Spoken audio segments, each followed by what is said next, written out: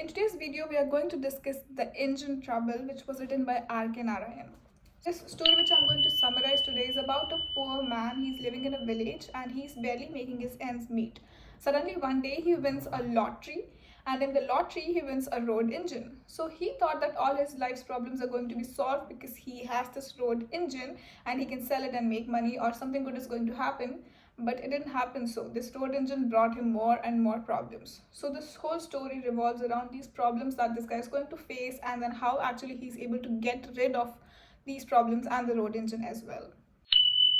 The protagonist does not have a name. He is a poor guy. He's barely surviving and he's on survival mode, right? He doesn't have a lot of money. He's just living in the village, and the story is also set in the time independence, so they were still under Britishers and there was a lot going on with the poverty and everything. He's a middle class person. He's meeting his ends somehow. This guy, he's living his life, and suddenly one day there is a fair in the town, in the gymkhana. This fair, there are so many things to do, like they can eat outside, and there's lottery, and there's other things which you can do. There are certain things which you can win if you win the lottery. You can win a sewing machine, you can win a camera, or you can win a road engine. So now our protagonist, he's very much excited. He went for this lottery and he won that lottery. He just said that I don't know how and what happened, but I put my ticket for the lottery and I won a road engine. I was so happy, everyone was congratulating me, and I was so happy that I have won something. So no one knew how much a road engine actually is worth of. But everyone was like, wow, that is such a huge machine. So it would definitely be very expensive. So you would get money, and everyone was congratulating him. He's also excited, but he doesn't know what to do with the road engine. He asked the lottery organizer if the lottery organizer would be able to help him taking this engine home. So the organizer just refused. He plainly pointed at a sign which mentioned that all the winners themselves are responsible for taking their gifts and removing them from the property. But because this was a road engine, it is not such a normal thing for anyone to win, so they made an exception for him, and they said it's fine, even if you don't take it now, but you take it a little later, it can stay here till the fair is on. Okay, so that's the first thing which happened. And then after this show was done, the fair was gone, everyone was gone. This guy tried to move this engine again, but there was no way that he could have moved that engine.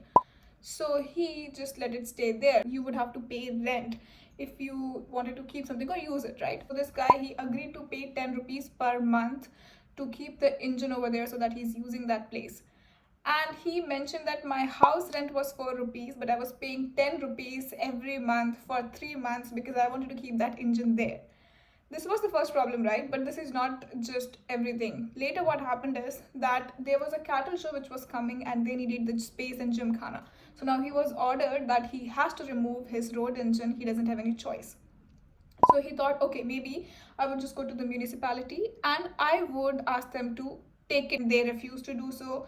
He tried to sell it to the secretary of the local club, but the secretary also refused. So he was trying to get rid of this thing, but the things were going in vain. Okay, then finally just asked for help from the priest of the temple, of their village temple, and then the priest agreed. He said, okay, you can take elephant of the temple, and then maybe then you can move your engine. Now he got that elephant from the temple. Then he called for 50 coolies, and each coolie also wanted 8 annas per person. He also got a bus driver. His name was Joshua. So he got all these people. You can imagine how much money would be involved in this, and for such a poor person, because he was barely making his ends meet. So this was a huge amount. All tried to pull that engine, and what happened was that this guy Joshua, he was a bus driver. He didn't know much about engines and all, and this elephant was pushing this engine. Coolies were also pushing that engine. So that was a massive sight, and everyone from the village, they gathered to see actually what's happening here, right?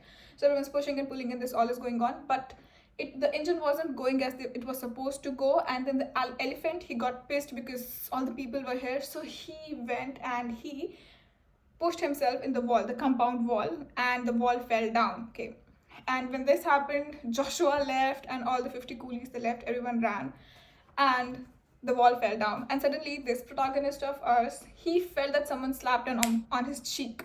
And who slapped him? The guy who slapped him was the owner of the compound wall, because now his wall has been fallen. He has to build the compound wall.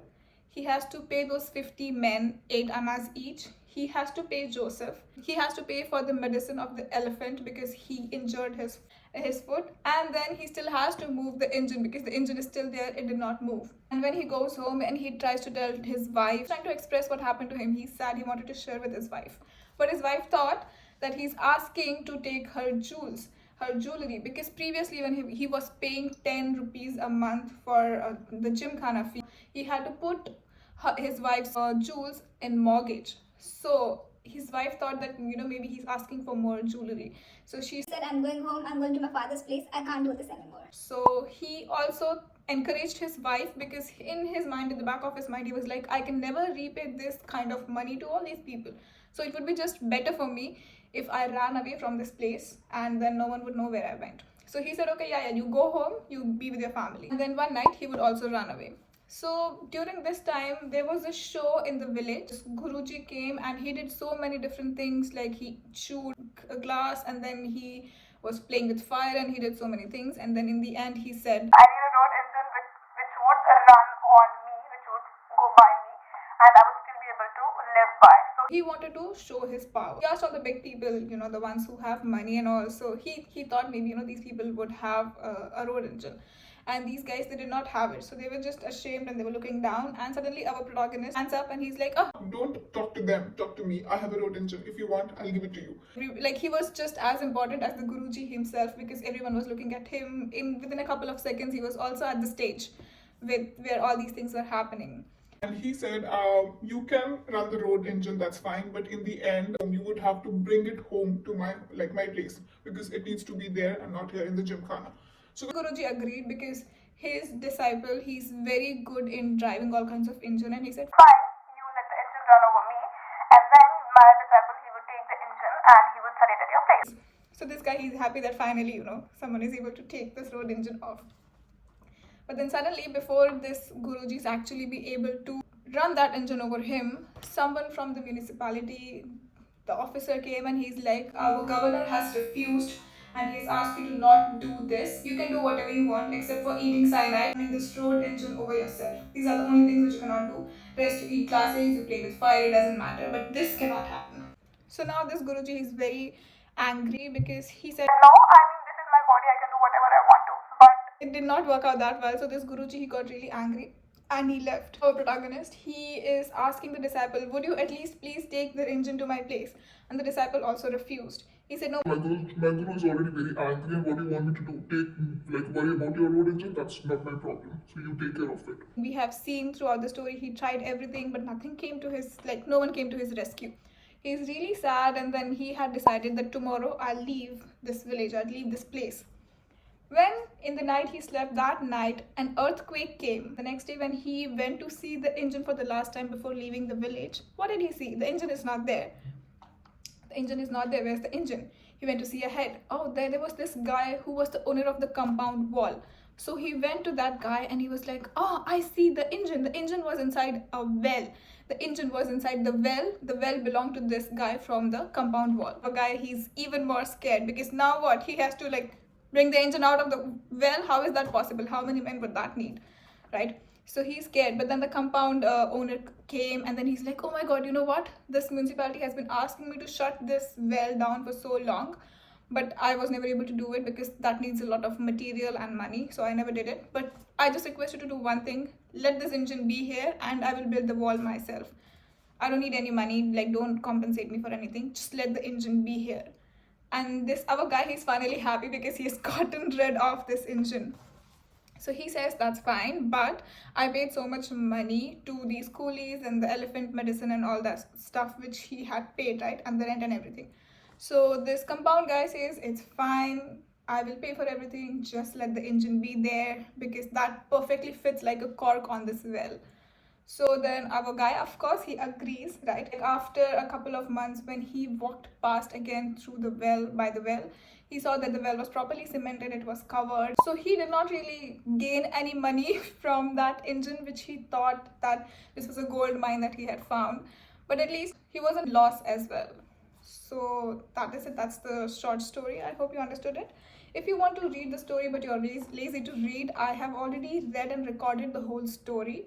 I would leave a link below and you could click on that link so you can listen to the story. I hope you enjoyed this video. If you did so, please subscribe to the channel. I hope to see you guys in the next one. Bye. I need a road roller, a road engine, not road roller. So now our guy, our protagonist, he's